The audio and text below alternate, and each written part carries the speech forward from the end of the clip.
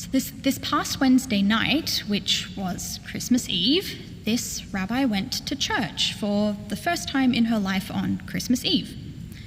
I went with Cantor Rosen and Rabbi Baruchel, the other members of our team of rabbi and cantors who were available, to join our good friends Reverend Jason Biasy and Reverend Dale Barrett at Timothy Eaton down the road as they celebrated one of their most sacred evenings of the year. Our attendance was both at their invitation and our initiative, after our senior leadership team spent time at the church the week prior for a professional development retreat. Cantor Rosen said, "We'd love to join you." Reverend Dale said, "Of course." And later that same day, we got a lovely email officially inviting us. They have consistently shown up for us, especially in the last 2 years, including, you may have seen them at Kol Nidre and on second day Rosh Hashanah here. So we felt like it would be A, fascinating and interesting experience, and B, a small expression of our gratitude for their ongoing solidarity and support. It was beautiful.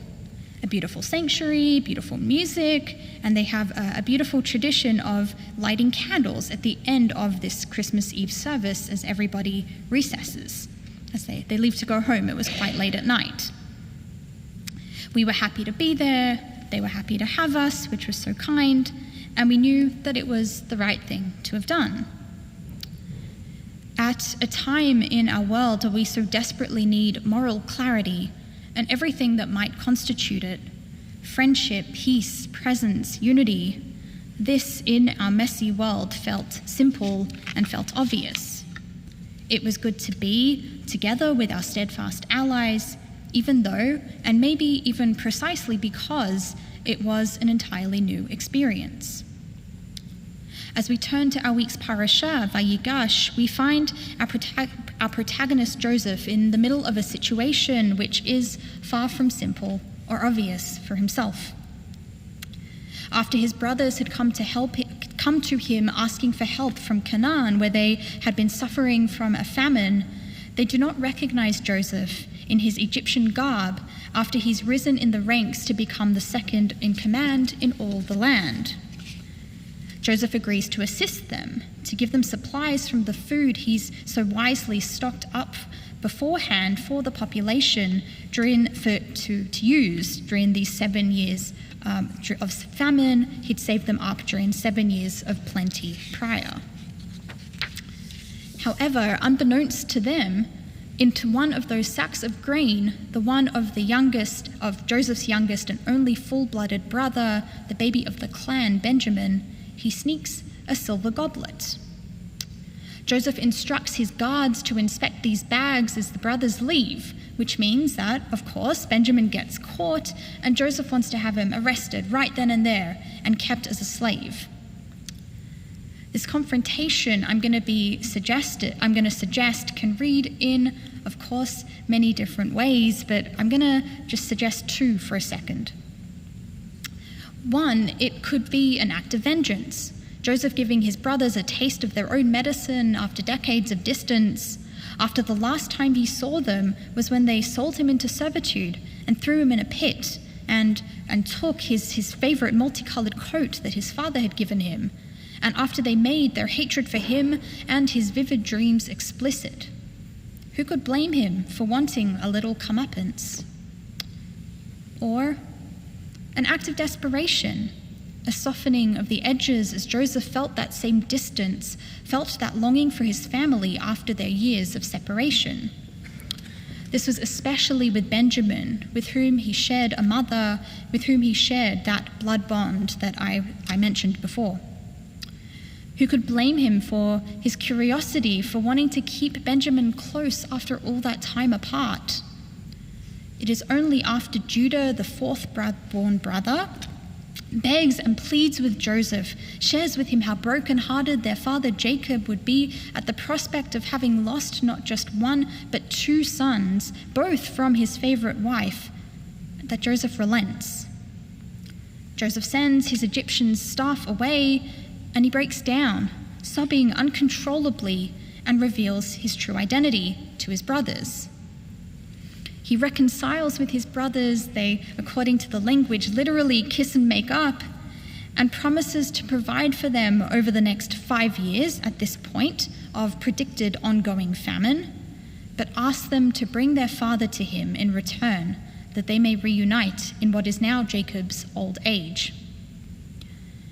In a situation where he was faced with endless options of how he could have responded, Joseph has this emotional moment of moral clarity, and he decides to behave by taking the high road. Rashi teaches that Joseph knew his brothers would each blame the other for selling him into Egypt and their bad fortune thereafter, and that as a result, Joseph anticipated their guilt. Subsequently, Joseph decides to forgive his brothers, when it would have been easy and totally understandable not to, in the name of putting the past behind them and creating harmony, even amidst their disagreements. It wasn't easy, but Joseph decided that this was the morally clear thing to do, even though it was uncomfortable. To look at Joseph's character for a second, we remember that he is famous for solving situations through interpreting dreams. It's how he was brought to Pharaoh's palace in the first place. Pharaoh has a series of nightmares, and after hearing of Joseph's reputation, summons him from the pit of the jail and asks him to tell him what they meant, to make them clear. It turns out that Joseph's predictions are naturally accurate, and Joseph goes on to make himself an indispensable and invaluable member of Pharaoh's household. On that note, Joseph is a dreamer. Yes, he tells those who ask him what their dreams perhaps represent, and suggests what might be right, what might not be so helpful, what might be important to know, or what to do to those who ask, so that his interlocutors can make their decisions accordingly. Yet, a dream, we can inspire us to aim for something higher or better, or that we might not have even imagined, that we could only hope for in, well, our wildest dreams. Which brings us back to the secular calendar, 2 days after visiting Timothy Eaton Church with our friends. Today is Boxing Day, December 26. Despite growing up in a Commonwealth country, I never really knew what this day was about outside of an extra day off for consumerism, shopping, and, as an Australian, the cricket, so sports. So I did a little research.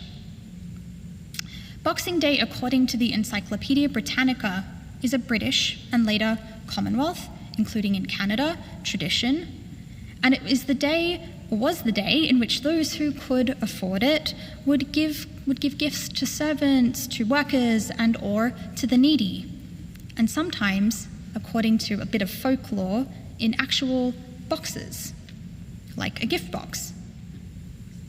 It had to, by necessity, be the day after Christmas, because you couldn't exactly give your household staff the day off on Christmas itself for those who celebrate, which was the majority of the society, when you needed them, right, to assist with the preparations and the hosting and the setting the table and the cooking the food and the welcoming of all of your guests if you were hosting family and friends.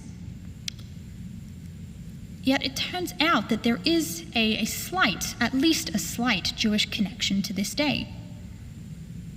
It was inspired by St. Stephen, known as the first Christian martyr, who was, until he converted to Christianity, a Hellenistic Jew who dedicated himself to providing for the poor. That's what he was known for.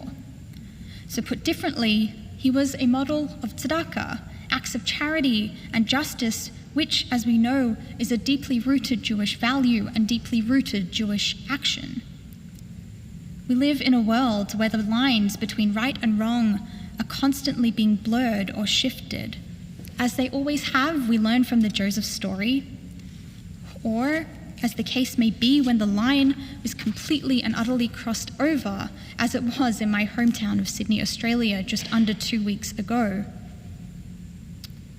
So at this quiet time of reflectiveness and togetherness on our secular calendar, and at this illustrious narrative arc in our Torah, I've appreciated this opportunity to just sit back for a moment and see a little black and white, to find a little bit of clarity, to have some things, few as they may be, rest as morally self-evident, like showing up for good friends and neighbors, like celebrating that which unites rather than divides us, like forgiveness of our loved ones when warranted, like assisting those who are not as fortunate as we are, and like doing what is right, even if it is not always easy or comfortable, and like allowing ourselves to dream, even in a world where reality is constantly crashing down all around us. Shabbat Shalom.